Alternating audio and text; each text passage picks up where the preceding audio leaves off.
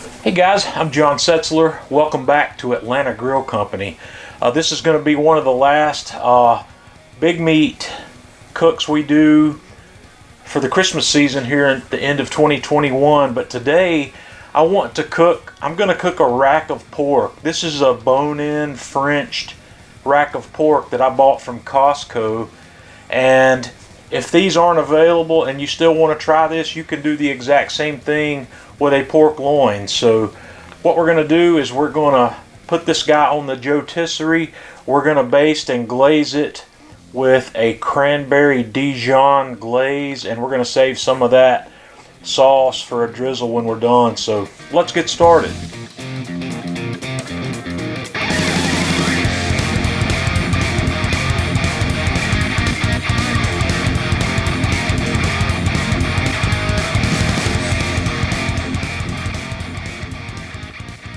We're going to get this party started by introducing you to the rack of pork. This is a piece of meat I bought from Costco. I actually bought this one early this year because I was afraid it was going to be a seasonal item, not be available. So I've had this one in my freezer.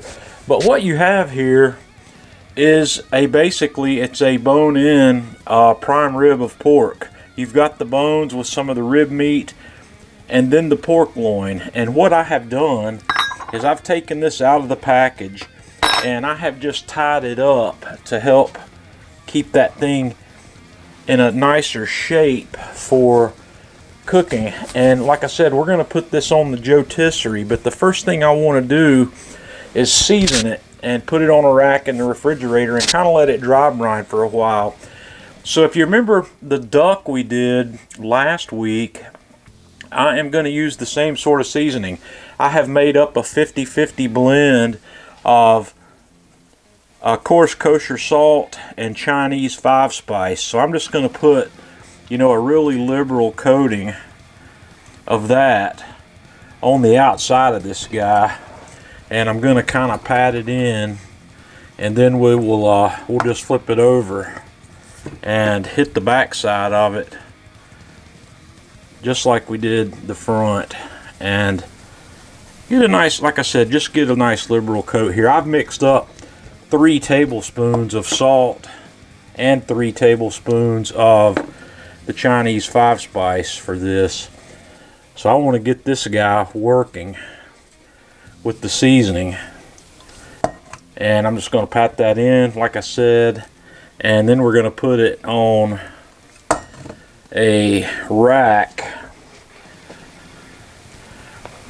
I've got a quarter sheet pan here with a rack on it, and we're just going to put that on there. I think I'll hit some of this a little bit, and then that's going to go in the refrigerator. The best scenario for that would be overnight or up to 24 hours. Today it's going to be about 6 hours for me.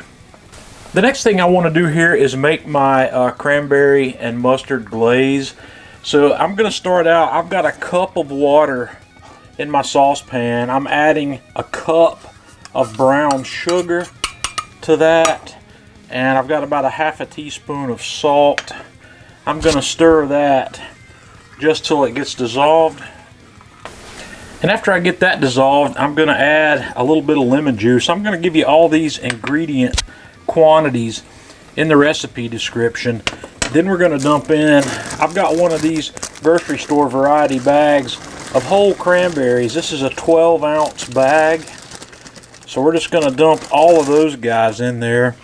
And then I've got about a quarter of a cup of Dijon mustard, so I'm going to spoon that in and stir that to get that mixed up.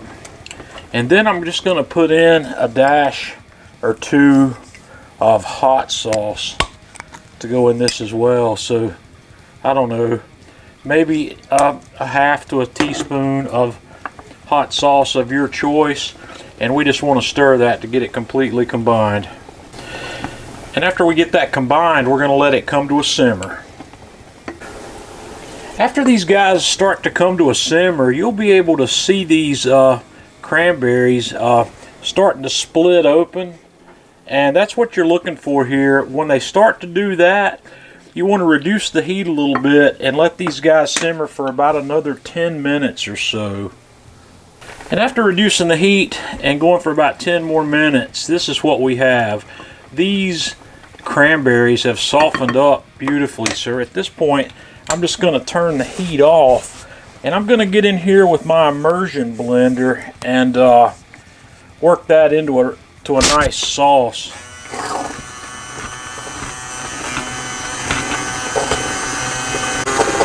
And as you're doing this, you can kind of pick how coarse or how fine you want to make this sauce.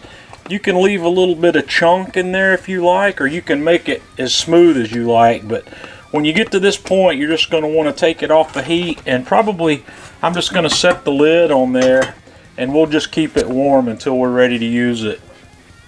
I've set up the firebox here in my Kamado Joe Classic 3 with the firebox divider, and I've just got charcoal on the back half, and I've lit that up, and we're going to let that get going really well here.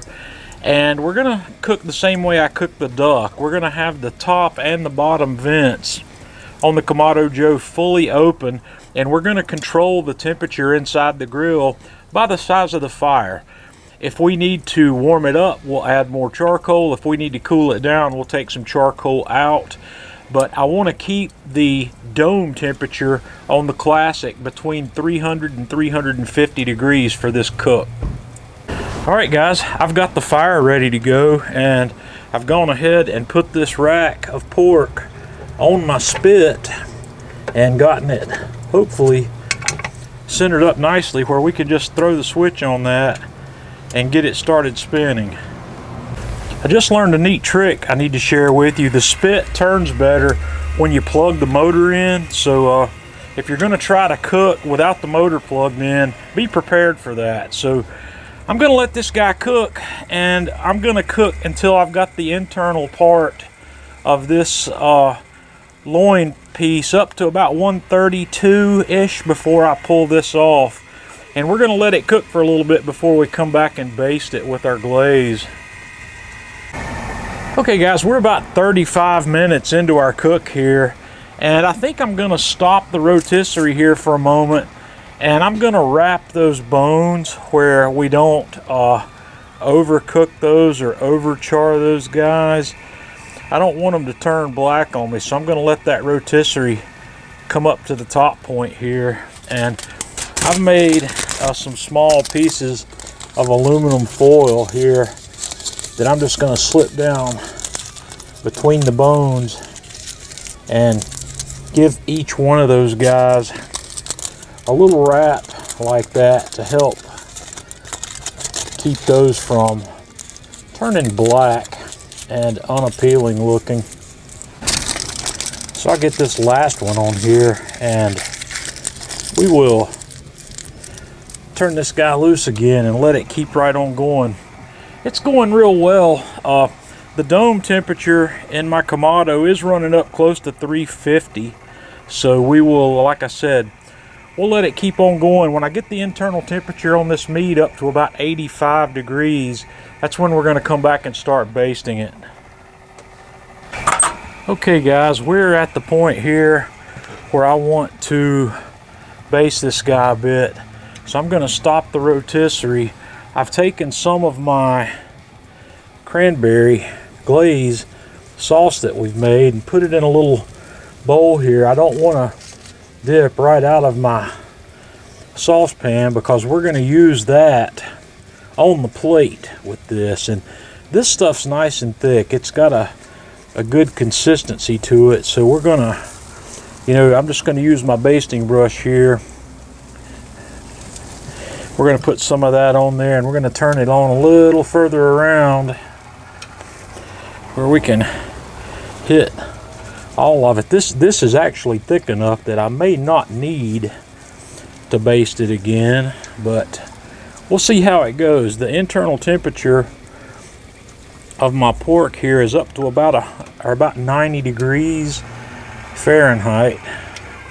So we got some more cooking to go still, but I want to start building this sweet flavor layer on here before we get all the way down to the end of the cook, and this is looking good.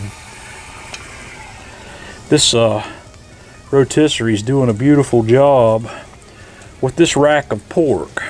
The last one of these I cooked, I did not cook it on the rotisserie, and after looking at what we've got here, I'm beginning to wish that maybe I had. So we will get that spinning again, and I'll come back and look at it again in about 10 or 12 minutes and see if we need to do anything else with it. Okay folks, I think we're ready to go. I've been going a little over an hour and a half here on this, and this thing's looking pretty amazing. I'm going to let that guy come back around to the top here, and we'll pull these foil pieces off. This is looking really good. I'm really happy with that glaze we've got on this guy, and I think everything here is really looking perfect. I think the color on those bones looks pretty good right there. So I'm gonna take this guy off. We're gonna wrap it up in foil, and we're gonna let it rest for about 20 minutes. Okay guys, I have rested this for about 20 minutes, and I'm gonna take a slice right down the middle here, and I want you to just have a look at this. Man, that thing, that's amazing. Let me change the camera angle here where we can see it. Okay, here's a little better angle. I don't think the light's doing me a whole lot of favors here, but that thing is just extra juicy. So to serve this guy, you want to cut it off into individual bones, and out at the ends there's some extra that you could trim off to make these pieces even. You can feed 8 people very easily with this, and I'm going to just go ahead and take that next slice off of there so we can have a look at it. And I got my string there, so guys, I just want you to have a look. Let me pull that string loose. Have a look at that. That's crazy. We're going to put that on the plate. So here's an example of how you might want to serve this. You can try to make it look pretty on the plate, put the sauce on the side, or you can drizzle it right over the top of this. Make sure your sauce and your plate are warm before you plate this guy. But guys, you're going to have to give this a try. If you don't give it a try during the Christmas season, give it a try any other time of year. If you can't get this bone-in rack of pork, just get a big pork loin and do it with the pork loin. So let me know what you think. Leave me a comment. And if you haven't subscribed to our channel, please smash that subscribe button. And until next time, this is John Setzler with Atlanta Grill Company.